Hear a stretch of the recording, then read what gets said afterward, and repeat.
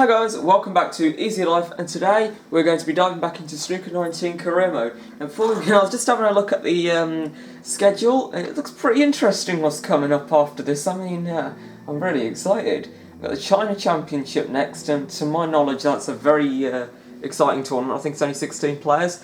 Then there's the International Championship qualifiers. Well, International Championship is just a brilliant tournament. European Masters, which is pretty solid. And then we've got the English Open, the Home Nation Series begins. That's something exciting. Maybe we could win all four and win the virtual £1 million. Then they've got the actual international itself. Champion of Champions, which you don't look like I've got much hope for of getting into. I can't talk today. And then we've got the Northern Ireland Open, more home nations. Betway UK Championship, Triple Crown, Scottish Open, Home Nations, German Masters, good tournament, Championship League, not interested, Dafabet Masters, bloody excited, some more Triple Crown, what else we got, Championship League, German Masters, that's good, World Grand Prix, which is on at the moment actually, brilliant tournament, Welsh Open, yeah, Home Nations, last event, more Championship League, Shootout, can't wait for that, Players Championship, don't think I'm getting into that, Gibraltar Open, yeah, I'm not that excited about that tournament. Yeah, I'm about as hyped for that as I am for some of the other tournaments we've played so far, like the bloody, what other unexciting tournaments we've played? The, I don't know, Six Reds, something that's really not exciting in terms of format. Then we got Championship League, China Open, I think that's good. World Championship, what did I miss? Tour Championship, fat chance of getting into that. Right, anyway, continuing on with my career, Indian Open, up against the Pinner Potter, as they call him, Martin Gould, and best of 7 frames again, first of all. So yeah, I'm pretty hyped for this match. I mean, had a good first round, 4-2 against Fu. I mean, looking to reproduce something slightly better than that, certainly reproduce a win. Just wait for this thing to load. I mean, hopefully we can get through about 3 frames today. I mean, maybe we could get through the whole thing. I mean, I'd love to make a century. That's my target every time, to win and to make centuries. I've never made a century in this game. Only in practice, but I don't think that really counts because practice is easy. I mean, I played it properly because I wanted to be true to myself to get that century. I don't want to... Well, or maybe I retook a few shots, so that really doesn't count. I can't remember. It was some time ago. Is it just me, or has the colour of the carpet changed there? Is that a different venue? No. I love how it's always one table set up at this thing, yet there's normally about 8 tables on at every event, even like the UK Championship. And it's only like the Masters, Champion of Champions, World Championship that they actually take their time on. I feel that's why they're such good tournaments. And Tour Championship, of course. World Grand Prix, Players Championship. Yeah, they're all taken. They all get time. They're good tournaments as well. Home Nations. There's no such thing as time in terms of care. They just rush them all day. A session at 10 AM, a session at 1 PM, then we got a session at 4:30 PM. I think we got a session at 7 PM, a session at bloody 8 PM. I mean, the sessions. They might as well have a session at 1 AM as well. They might as well put one at 3 AM. Put the cherry on the cake. I mean, it's all seriousness though. It's a joke the amount of sessions they got at that. You know, Home Nations events. They're brilliant tournaments though. I mean, I think Barry Hearn's really built an incentive. And I've got to say, whilst I'm definitely not a Judd Trump supporter, it would have been really nice to see him to win all 4, which would, I think, in a way, send out a message to Barry Hearn to say that there's good players on the tour. I wouldn't just put these incentives here as a joke. I don't think he does, but I think he said once that the reason he did that 20th century bonus thing is that he thinks it's so hard he practically said, he didn't literally say, but he practically said no one's ever going to get it, so, you know, I just put it there and it's an incentive for them to make maximums. They make maximums because they think they're going to get a reward. I don't have to pay out. Maybe that's a bit extreme. He does have to pay out, of course, because he has to pay them for their maximums. Yeah, I think that's a prize. I was listening to something where you don't get prize money for maximums. I think it was people in the studio, they were saying that in the old days they didn't used to do that. I heard that in the old days once they used to get 147 grand for the maximum. I mean, you don't even get that much for winning some tournaments like the Home Nations, which, whilst we're on the topic, we can carry on talking about. So yeah, Hearn's. I'm not saying that I'm not saying that Hearn's stupid, nor am I saying that he's being disrespectful towards the players. I'm just saying that what he's doing is he's quite clever in the way he's gone about this, because he's making. I'm not going to complain about it because I don't mind a good maximum, and he's encouraging maximums. So what he's doing is he's basically telling the players, make as many maximums as you can. The players then go ahead and make the maximums, but and if they make so many, they get rewarded by having £1 million shared between them. I mean, that is a reward, but Barry Hearn said it himself. He knows that it's so hard to do and it's so unlikely that it will happen that the only reason it's there is to encourage the players to make maximums. I think that's the way I can get it across without making it sound like Barry Hearn's a bad guy, which he's definitely not. It's a very good thing he's doing. I mean, I quite like the scheme. I mean, one day I'm sure it'll happen, because I'm pretty sure the reason I like the scheme is because I'm pretty sure ever since he's said that, the number of maximums has shot right up. I think it was only last year they made the 147th maximum break. And I mean, considering we've had COVID this year, well, when I say that, I mean COVID's been about. I don't mean that. I don't mean that I or necessarily you have had COVID, but I just mean considering COVID's been about this year, there's been less tournaments, and the players have still made a lot of maximums, I think more than usual, so that incentive is certainly taking its effect. And once Corona goes and all the tournaments are back on, I think Barry Hearn's going to have to pay out a lot of millions, not only for that, but also for, like I said, the Home Nations events. It would have been lovely to see if Judd could have done it, because after winning the Northern Ireland Open and English Open, I kind of fancied him to do it, but because kind of like every tournament Judd's in, he is going to win. You kind of just feel that way. I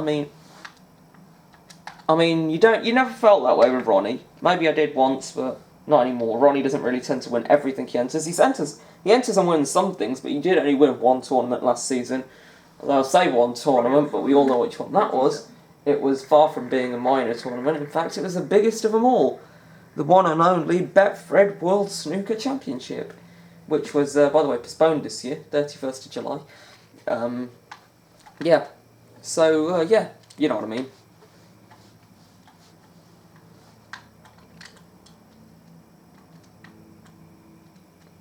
Pretty exciting stuff. Oh, missed that by a week. Oh, missed that by a week as well. He missed that by a proverbial week, as they say. Oh my god, a break 37. That was a solid break. Pop this into the right corner. 1. Yeah, I think I made a break 37 recently before. 8. In my last frame against Fu. 9. Which wasn't a particularly eventful frame, Martin I wouldn't Gould, say. 9. I mean, he could have nicked it, but he didn't. That's just his tough luck. He should have been more careful. Right. I can't pot anything here. I can't even go safe, as so to speak, if you get what I mean. I mean, yeah. It's a pretty awkward position to be in. I don't really know what else to do, guys. Other than say, right, concede front. No, I'm not going to give up that easily. You know, maybe that actually went. I didn't think that went. I don't know why I didn't adjust my angle to have a go at it, but never mind. Because I have played one hello safety, and I don't know how, but I fluked a good safety there. I fluked getting the cue ball to a safe position, where you can't really pot anything easy. Of course you can pot that red down the left-hand side of the table, but it's not easy, not by a long shot, so the long red I'm sitting pretty here, as they say. 1. Yeah, I was just about to say, all I need is for Martin to make a mistake, and I can come back and win the frame, because I was in a pretty good position, 20-odd points in front.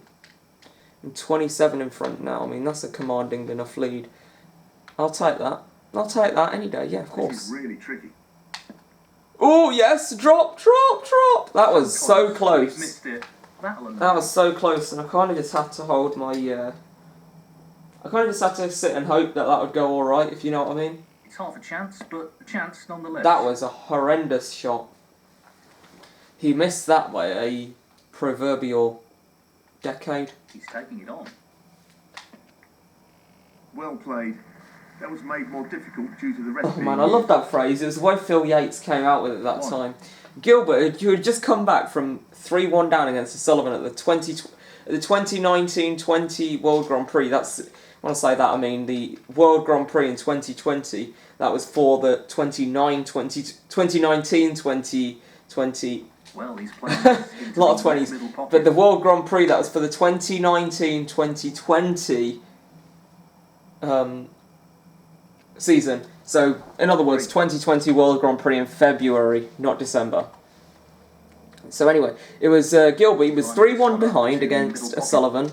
He did a brilliant job, I think like 2 centuries or something, to come back, or just 2 solid breaks, or just 2 frames to come back against O'Sullivan. 3-3, deciding frame, presented with a long red by O'Sullivan. What does he move? He misses it by like 3 foot. And Phil Yates just comes out of it. He goes, as Joe Johnson would say, "He missed that by a week." I mean, in his posh accent. It was hilarious the way he came out with it. I've just been using that phrase ever since, adapting it in various ways. Yeah, you missed that by a day, you missed that by a year. I mean, you missed that by a century. 8. Get it? You missed it by a century?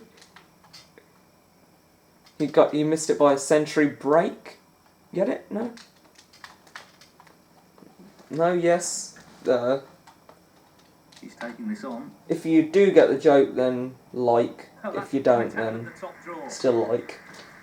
If you don't, okay. If you get the joke, like the video. If you don't get it, put a video in the put a comment in the comment section down below, telling me that you don't understand, and I can explain the joke for you. I can pin the message to the top, the joke, if you want. If you request it, I can pin it to the top. But you know, I'll pin it on a comment to the top. I mean, because I know I'm going to get about 1,000 comments for this video. About at least 1,000 likes, at least 10,000 comments, and at least at least 1,000 views, at least 10,000 comments, and at least 1,000 likes, of course. So yeah, I'm going to. I intend to pin my comment to the top about what is it anyway? Can he win this frame? Yes, he's 35 behind, 43 on.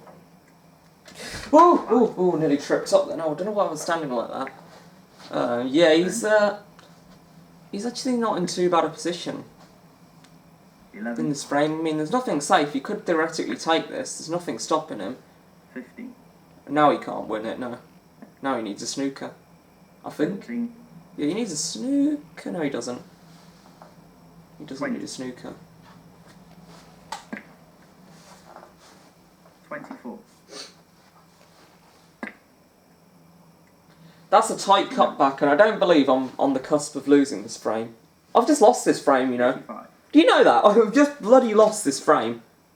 42. And the first frame, Martin Gould. If you could ever explain to me how the hell I lost that frame, I'd love to know, because I did not play. I did not deserve a 1-0 deficit there. I deserved a 1-0 lead. Anyway, I'm sure I can win this game. It's only gold anyway. And even if I lose this, I got a nice reward. I got a nice reward for whenever I lose in this tournament, and that reward is going to the China Championship. What a great tournament. I'm really excited for that tournament. And I almost might as well concede this match.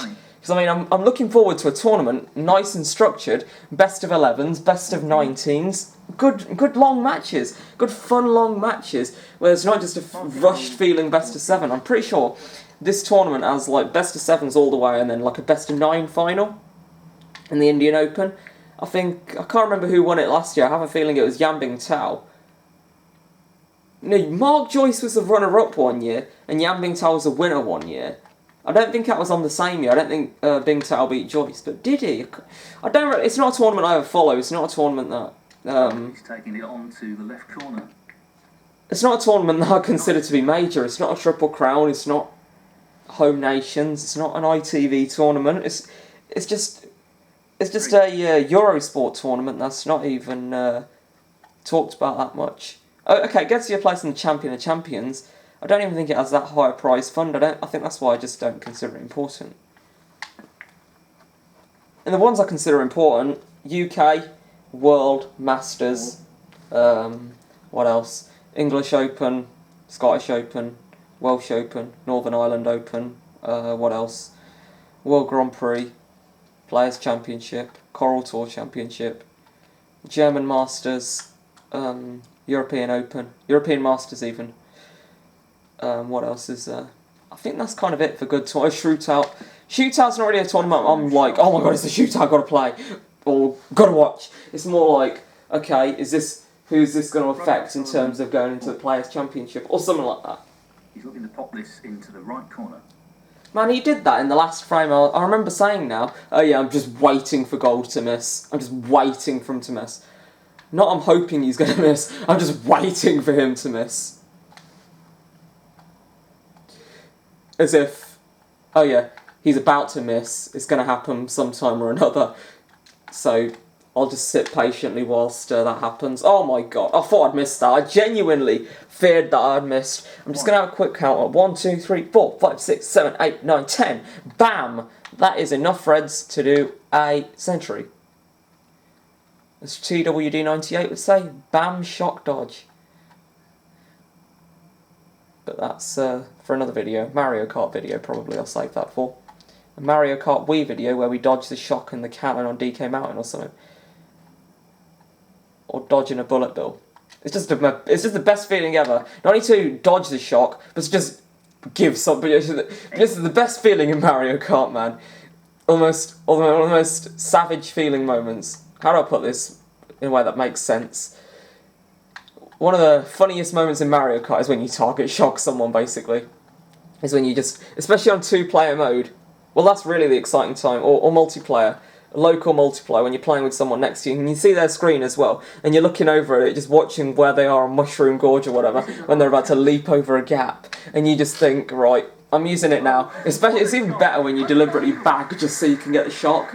I mean, that's like, dirty, yes, but not really though. It's, like I discussed before, or maybe didn't discuss before, there's a difference between playing dirty and playing tactically. 16. The same is true not only for Mario Kart, but also for this game right here, which I'm on a nice little break of 16 on, and I've got a century maybe a bit further forward than the back of my mind. No gimme.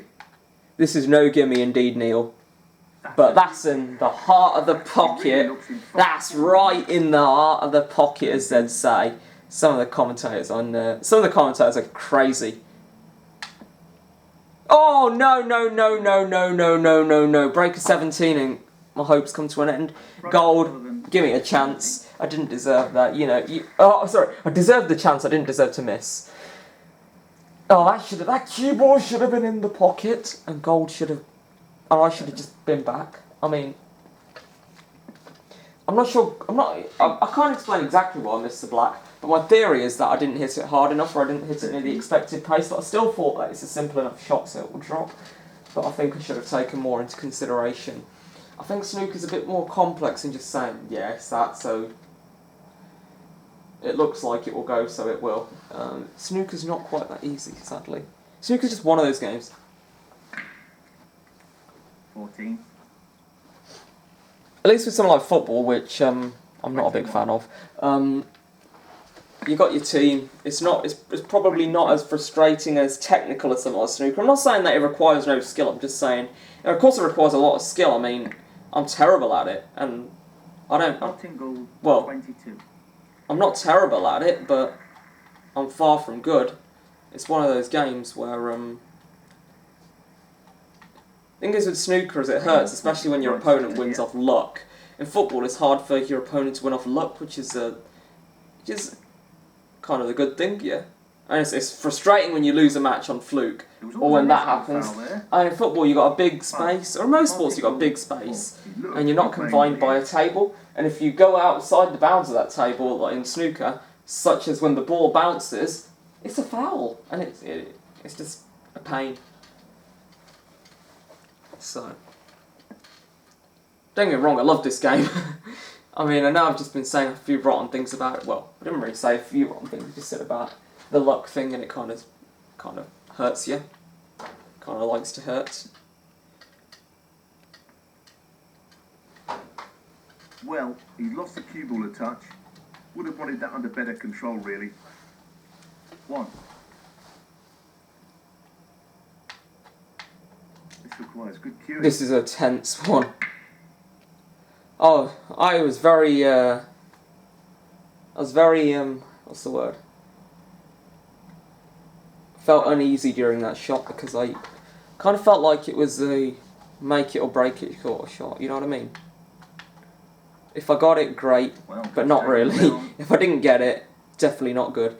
I mean, it would have been good if I'd got good position, but I just didn't get anywhere near good position. And look what I've done. I've gone and landed in the frame. Yes, the pink's safe, but I'm this time playing catch-up myself. 14 points behind. That's not a favourable position. I mean, if he takes the blue, then yeah. Yeah, I'm kind of 2-0 behind. I might as well just say it. It kind of looks like I'm on my way to the China Championship. And if it weren't for this chance, I'd be saying with all my intentions that I'm going to the China Championship before I get very far in this tournament. Which it's fine by me, because I think I don't even think. Of course, this is ranking. Yeah, I don't think it's non-ranking, but I don't think it's that significant. Not like the UK Championship or the World Championship or the I don't know. Yeah, or the English Open. It just came to me there. Look how many tournaments I love that aren't ranking Masters, English Open, sorry, World Grand Prix, Players, Tours, Tour Championship's one of the best, Champion of Champions. All the greatest tournaments aren't ranking. Why? They're invitational events, or only for the elite players. And look how elite as a player you got to be to get into the Tour Championship. You got to have played some bloody good snooker to get into that tournament. And I mean, it's early days yet, but I reckon it's going to be Trump, Robertson, Kyron Wilson, Mark Selby, Ronnie O'Sullivan, Zhou Yulong, Looning, maybe I don't really know who else is in the top 8 of the ranking list. I'm actually going to say Jamie Jones. He's not there yet, but he's playing good. And the man's just returned from a suspension. I can't remember. I don't know how long. Or did he return last year? I don't know. But he was suspended at one point or another. And now he's playing some brilliant snooker. I mean, he's taking it on. when I found out he was getting suspended, I thought, that's a shame. He's such a good player as well. And then he's come back and he's just producing that high quality standard again, which is perhaps one of the best things I've seen about that guy.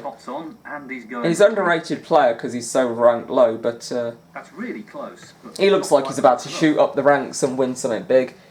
Maybe he'll win something, because I don't know how much experience he's got, but I don't think he's. I think he's got a good level of experience. He still needs his black. But I don't think he's got a bad level of experience. Oh, I was about to say it's the second frame he's pinched from me on the black. But I'm going to pinch. This is Martin Gould. Is how it feels to be robbed of a frame. I mean, I needed that. If I didn't win that, I think I would have been upset. Right, 1-1. I won it by a point. I'm going to smash these next 3 frames. I'm about to win this match by 4 frames to 1. I mean, I'm going to smash it out of the park. I'm ready for this. Martin Gould to break. Right. I am the ace in the pack. I'm Judd Trump, the ace in the pack. The Juddernaut. Whatever they call him. I like that nickname though, the ace in the pack. I mean, with a name like Trump, he is going to be called the ace in the pack. He's a top Trump, I suppose. That was a pun on his name. He's a top Trump, the ace in the pack, Judd Trump. And then his song plays when he comes in. 8. I mean, you kind of just feel you might as well be a Judd Trump supporter. At least your player will never lose then, because he literally wins everything. I mean, the first time I supported Judd, the last time I supported Judd Trump as the Champion of Champions. The last time I supported him was at the Masters last year, when only against Robertson, so he could get to the final.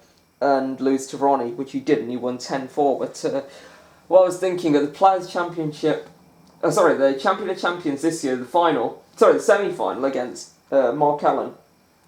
I kind of thought, man, the only thing that can save this tournament is a Trump-Robertson final, otherwise this is rubbish.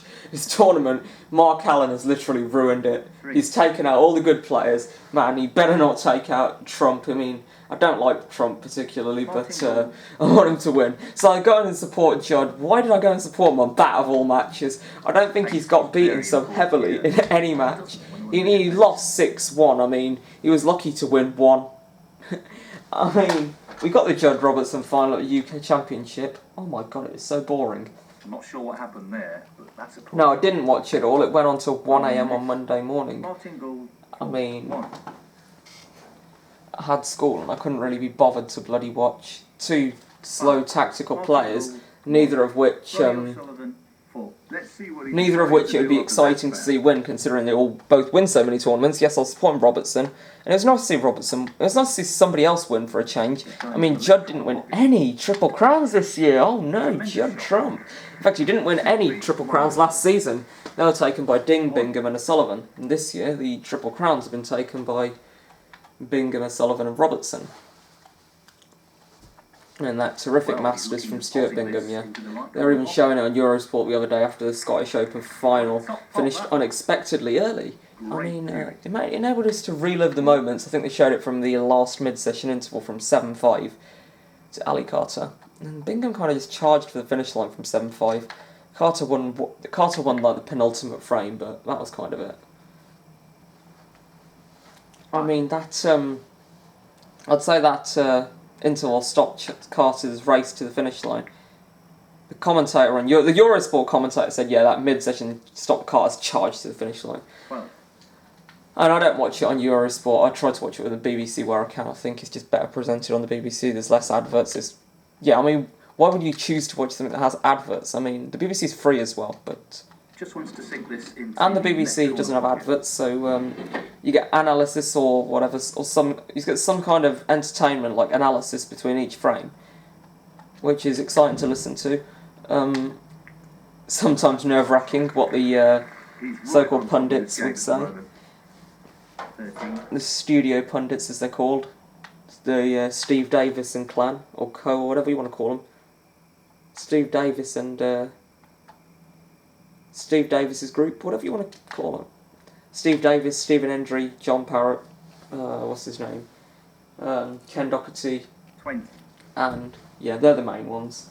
Dennis Taylor, but he's not really in the main group. He's just kind of an outsider. He's only really there for commentary.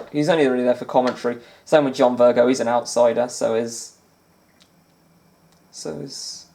the BBC's latest commentator, Rob the Talker Walker. I don't believe he's actually commentating. And Joe Perry, by the way, yeah, he's an outsider too.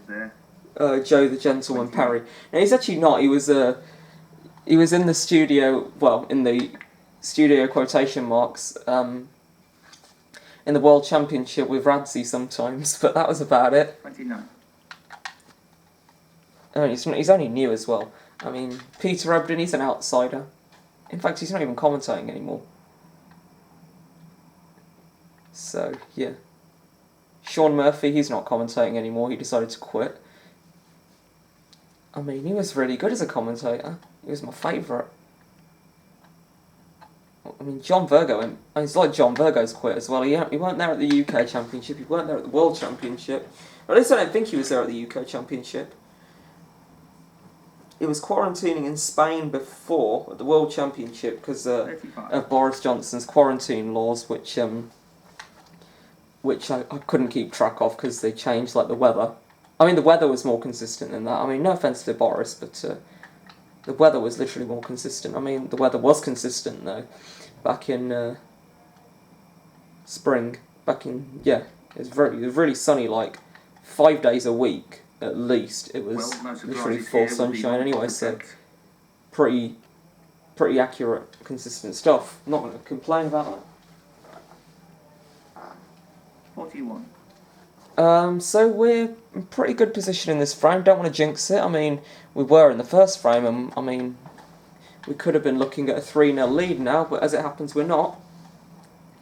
And also, the reason I don't want to jinx it is because this is a very challenging pot, which I don't have the clearest view on. Of course, if I wasn't making a video, I'd probably stand right next to the TV and, where's that red going? Where's that red going? Where's that beauty red going? Thank you very much. What a reprieve, as they say. What a let-off. What a let-off. I wouldn't say it's a let-off, I'd say it's more like a reprieve. A let-off would be if I got let off losing a frame, but it was more like as a reprieve in my hopes to still get the century. Oh, I couldn't be let off losing the getting the century! That one's just one off! Oh my god, I don't know what that sounded like there, it just sounded like I was saying some magic spell, but it was just me going, getting really hyped and sounding a bit weird. So just ignore whatever I said, I can't even remember, it just sounded it just sounded like some weird woof woof woof, like a dog barking, I don't know. I've just put that one over the middle. Hopefully I can get to it, can I get to that? You know what, that is bloody brilliant.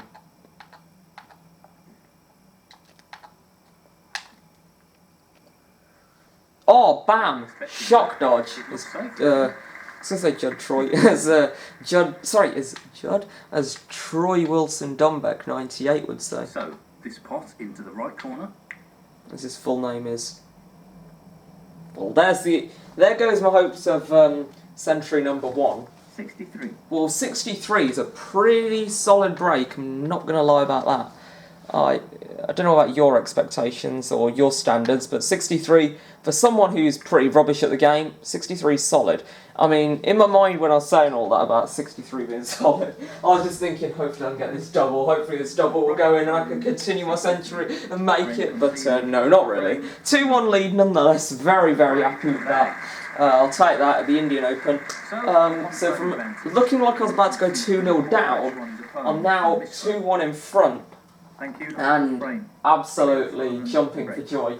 I mean, I could not have asked for more other than the lead. Of course, I deserved 3-0. I mean, he nicked that first frame right from my belt, but 2-0, 2-1 is not something I'm going to complain about. So, yeah, I mean, I'm running out of battery, so I'm going to end it here. So, guys, thank you for watching. Please subscribe and like. See you soon. Have a great day. Bye!